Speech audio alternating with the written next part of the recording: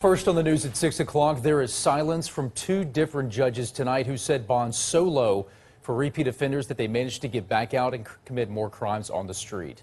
And now victims' advocates are demanding the judges explain their reasoning. Our chief investigator, Chris Nakamoto, has been profiling this problem for years. Michael, the two judges who set bonds low enough for career criminals to get out are not talking, as those in law enforcement and city leaders are calling for change to end this catch and release program that appears to still be ongoing in Baton Rouge. Any decision I make in life or you make in life, I have to say, and this is why I did it, and I stand beside it. Retired East Baton Rouge Parish Sheriff Sergeant Carolyn Stapleton has made it her life's work to fight for victims. And I understood crime victims' rights. Some who survived and the families of those who did not. Tonight she's fuming about the revolving door where law enforcement does its job,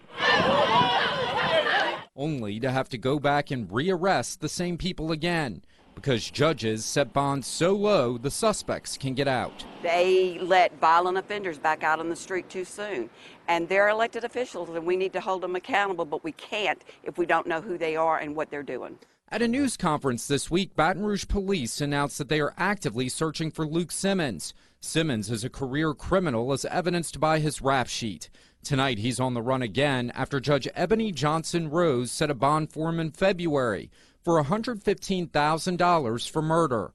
He got out, and 6 months later, an arrest warrant issued after he was implicated in an attempted murder. And I was really glad to see that some of these people's, these judges' names were posted for everybody to see, because at the end of the day, they're just a person that went to law school, got a law degree, and they're an elected official.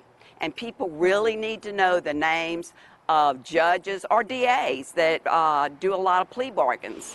It's not the first time Johnson Rose has come under fire for her questionable decisions. In November, the WBRZ investigative unit exposed murder suspect Billy Pettis couldn't afford his court-supervised fees, so Judge Johnson Rose relieved him of the obligation. It all came to light when police say he was accused in another violent offense. They make a decision. So what caused you to make that decision? I don't know how that doesn't play into just public information.